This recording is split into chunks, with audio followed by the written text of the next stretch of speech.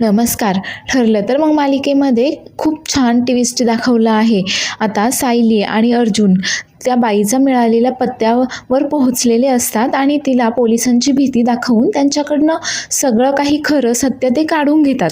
तर सायली आणि अर्जुन त्या बाईचा दरवाजा ठोठावतात.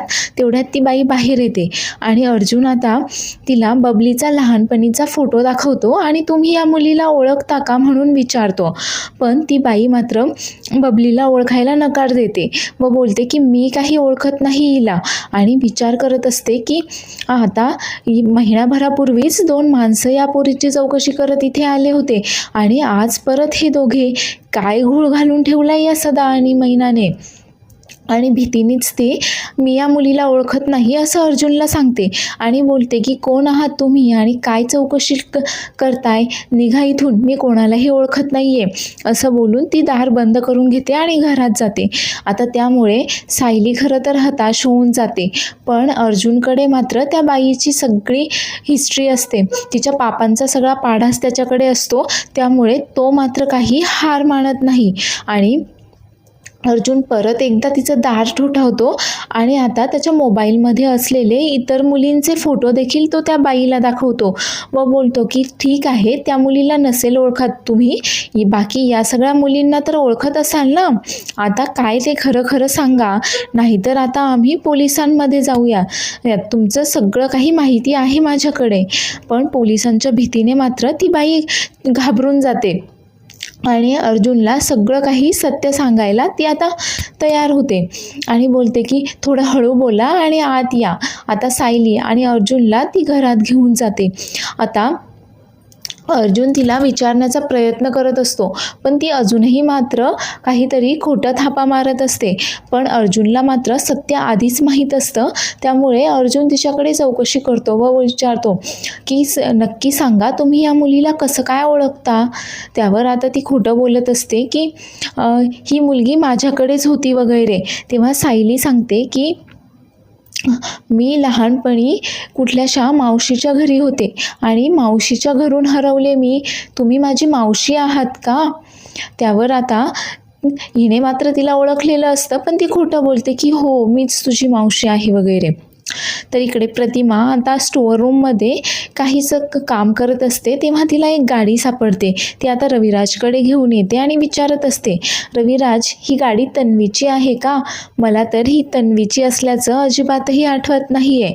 त्यावर रविराज सांगतो, हो बरोबर आहे तुझं, ही गाडी काही तन्वीची नाही आहे.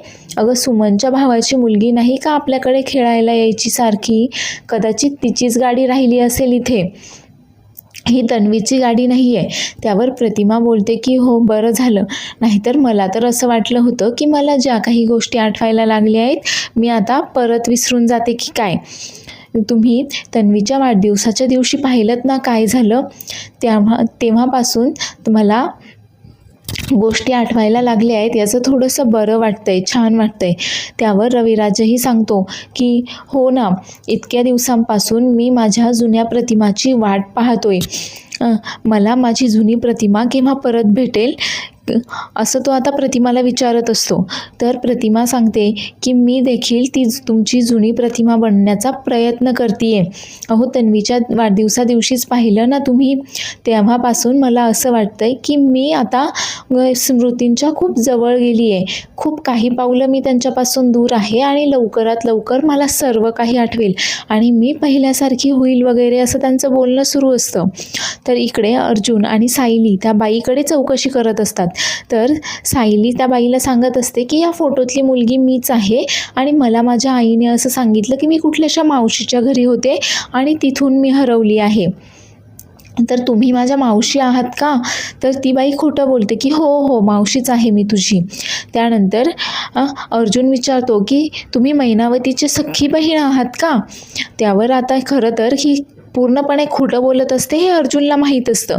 त्यावर ती बाई सांगते की नाही नाही, मी सख्खी नाही, चुलत बहीण आहे मी मैनावतीची. आणि अर्जुन आता तिला विचारतो की मग तुमचं माहेरचं आडनाव तर सेमच असेल ना, काय आहे तुमचं माहेरचं आडनाव.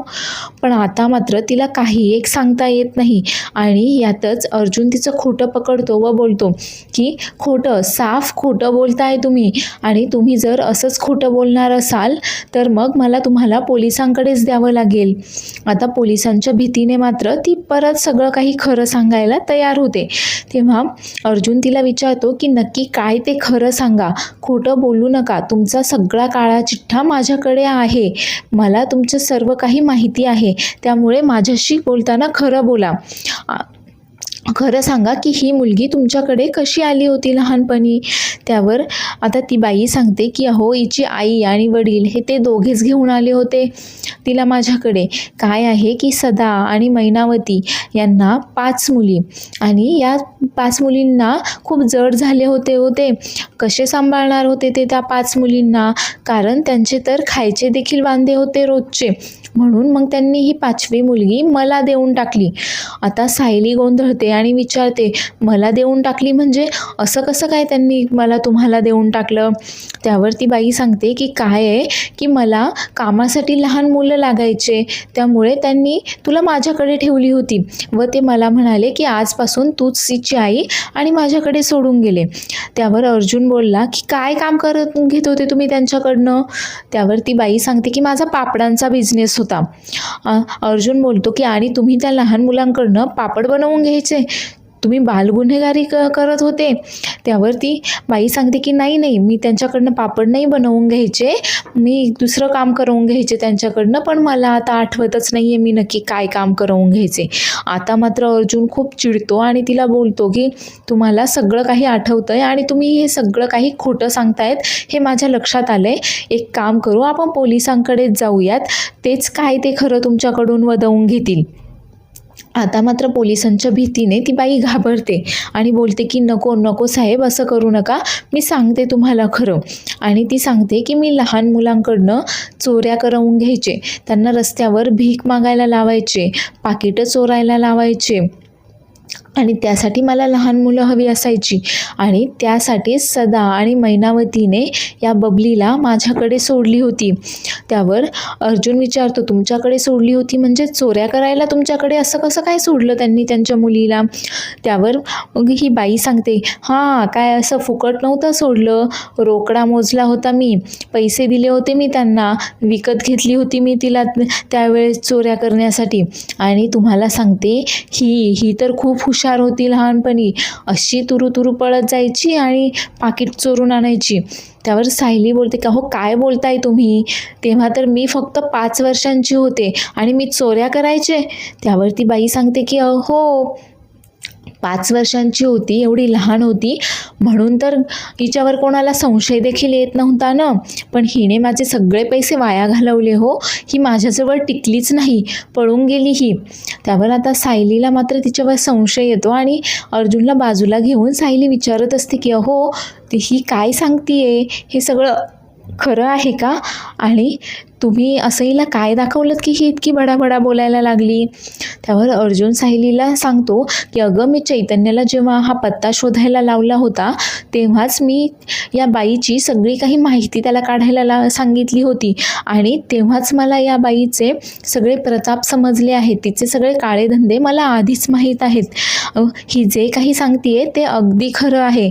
आता यावरून हे तर सिद्ध होत नाही की मैनावती आणि सदाशिव तुझे आईबाबा आहेत की नाही म्हणून, पण आता आपण एक काम करूयात, त्यामुळे ते पुढचं जे काही आहे ते लवकरच सत्य आपल्यासमोर येईल. पण हे मात्र नक्कीच की मैनावती आणि सदाशिव आपल्याशी खूप फसवणूक करतायत, खूप जास्त खोटं बोलतायत. आता मी जसं सांगतो तसंच कर तू.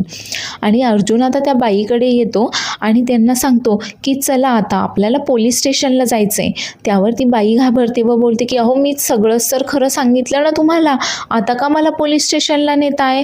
त्यावर अर्जुन बोलतो की हो, पण काय आहे की मैनावतीने तुमच्या विरोधात कंप्लेंट केली आहे आणि कंप्लेंटीमध्ये त्यांनी असं म्हटलंय की तुम्ही त्यांच्या मुलीला 20-22 वर्षांपूर्वी पळवून नेलं होतं म्हणून, आणि त्यासाठीच आपल्याला माझ्या ऑफिसला जायचं आहे. आता ही बाई घाबरते व बोलते की अहो साहेब असं काही एक झालं नव्हतं, उलट त्या सदाशिव आणि मैनावतीनेच त्यांच्या मुलीला मला विकलं होतं वगैरे. आणि आता ती अर्जुन आणि सायलीसोबत जायला तयार होते.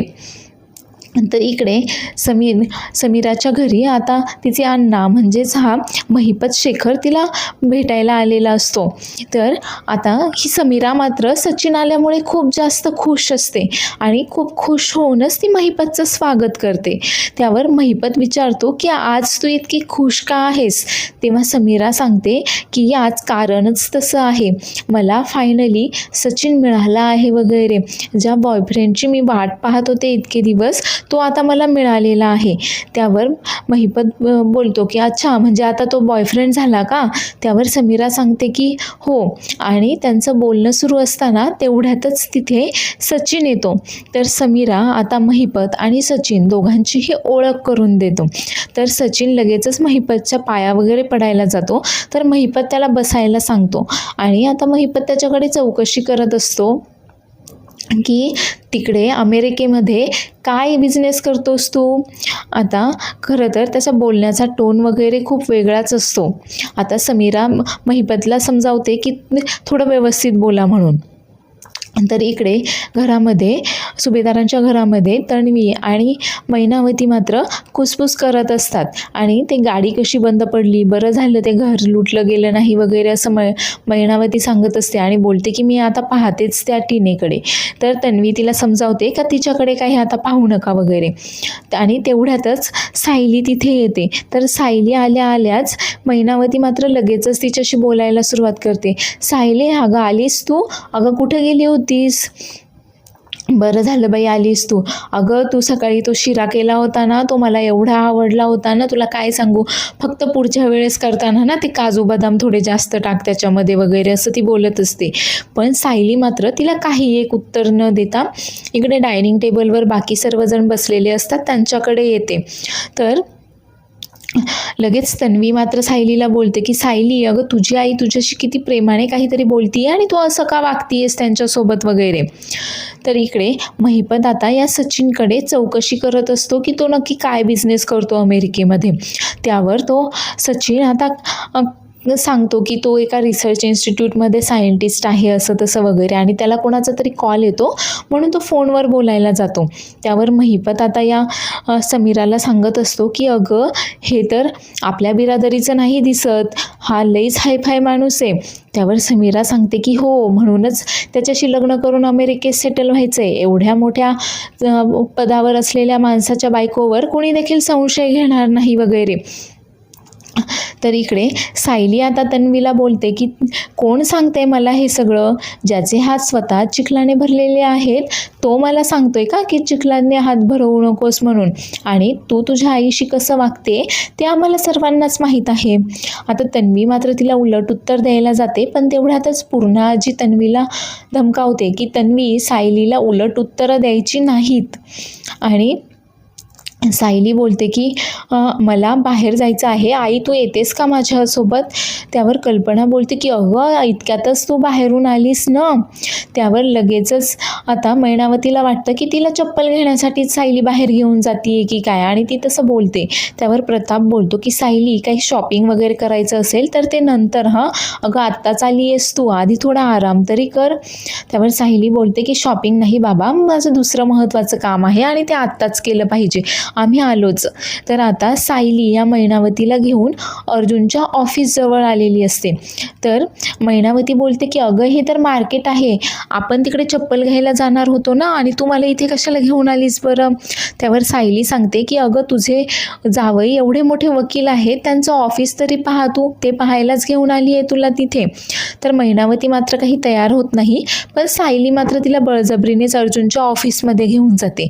आणि ऑफिसमध्ये तिथे गेल्यानंतरही अर्जुनचं ऑफिस पाहून मैनावती तारीफ करत असते की जावई बापू, खूप छान ऑफिस ठेवलंय तुम्ही, काय मस्त चाकाच्या खुर्च्या वगैरे आहेत. आणि ती मस्त आरामात तिथे खुर्चीवर बसते आणि तेवढ्यातच तिचं लक्ष त्या बाईकडे जातं. आणि त्या बाईला पाहून खरं तर ती गोंधळून जाते, घाबरून जाते की आता या बाईला सायली आणि अर्जुनने इथे कसं काय आणलं आहे आणि ही यांना कसं काय ओळखते म्हणून. पण ती मात्र आपण हिला ओळखतच नाही आहे असं आणते. आता सायली मैनावतीला विचारते की तू ओळखतेस का यांना? त्यावर मैनावती सांगते अगं नाही गं, मी कसं काय ओळखेल यांना, कोण बाई आहे ती? त्यावर सायली बोलते, तू अजिबातही खोटं बोलू नकोस, तू ओळखतेस यांना, तू चांगलंच ओळखतेस, आता काय ते खरं खरं आम्हाला सांग. आता मात्र मैनावती नाटक करायला सुरुवात करते. अगं सायले, तुझा काय आमच्यावर विश्वास नाही आहे का, आणि आमची पोरच कसं आम्हाला खोटं ठरवतीये वगैरे. अर्जुन मात्र खूप गोंधळून जातो आणि ती बाई मात्र बोलते की मैने, अगं कशाला खोटं बोलतीयेस, तू मला ओळखत नाहीस का, अगं तू आणि तुझा तो बेवडा नवरा, तुम्ही दोघंच तर या पोरीला माझ्याकडे सोडून गेला होतात ना. तर एपिसोड पूर्ण पाहायला विसरू नका आणि चॅनेलला सबस्क्राईब करायला देखील विसरू नका.